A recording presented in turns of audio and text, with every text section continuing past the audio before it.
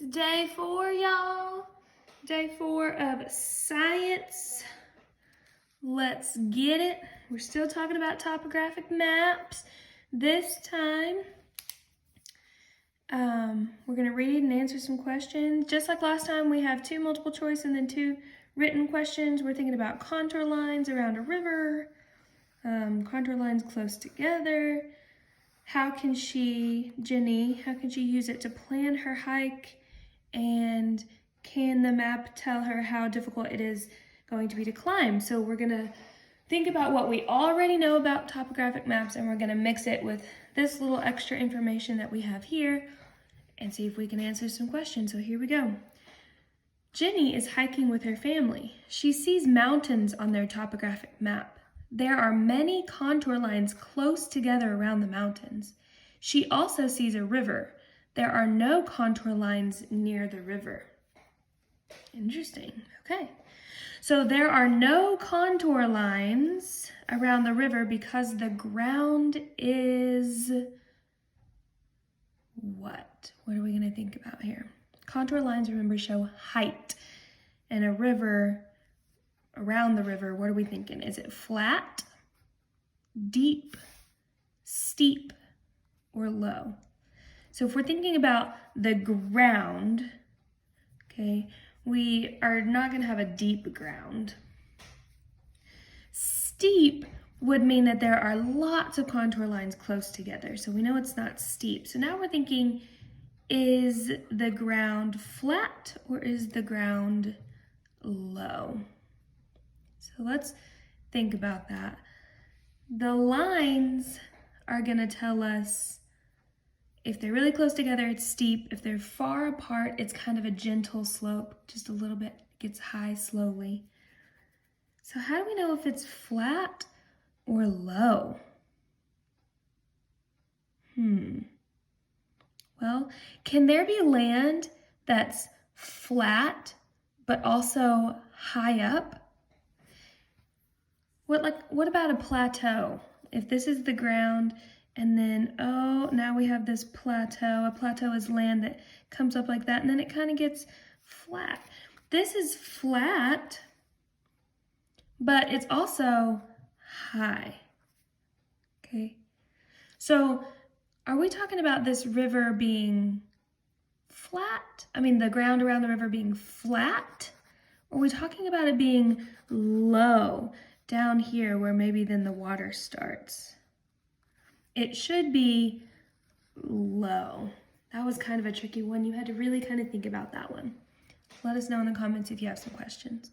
Number 2, if the contour lines are close together, okay, this is something we learned in the last one, or the very first one actually. And so if you don't remember you can go back. But if the lines are close together around the mountains, does it mean the ground is soft? Well, no, this isn't telling us anything about that.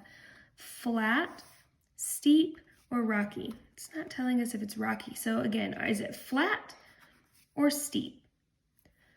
Well, if it's really close together, if the lines are close together like this, it's telling us it is going up and up and up and up much faster. So it would be steep. Number 3, how can Jenny use the topographic map to plan their hike? Okay, so she wants to use the map and we want to think about somehow how is this map going to help us make a plan or make a decision about what we're going to do.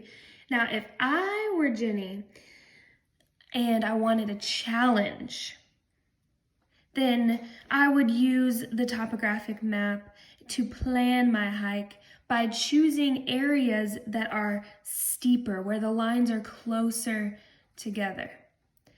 If I were Jenny and I'm tired, or I know that when I climb up something for a long time or like really high up, then it hurts my legs, then I might plan to find a place on the map where the lines are further apart, okay? Because it's going to go higher, right? We're still going to be climbing up, but much slower, so it'll be much easier. So it just depends.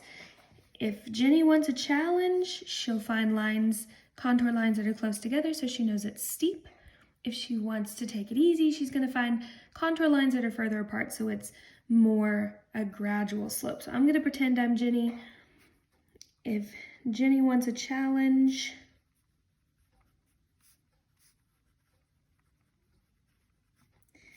she can plan. I'm going to use that word because that's the word they used. Plan her hike closer to contour lines. Remember, those are the lines on the topographic map telling us how high something is from sea level. Closer to contour lines that are closer together.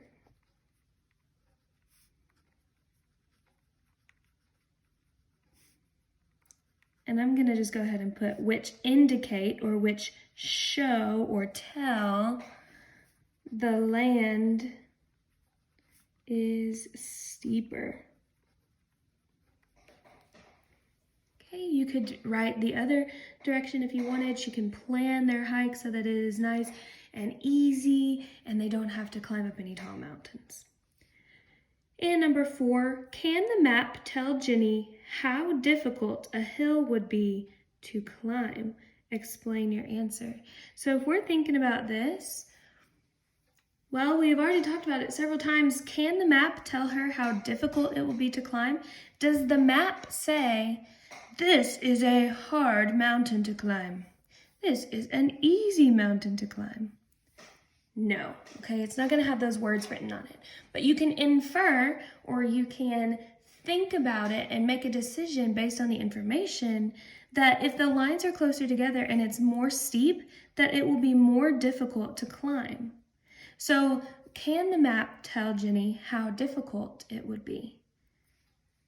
I say probably so. The map can tell Jenny how steep a hill is, which can tell her if it is difficult to climb. Okay.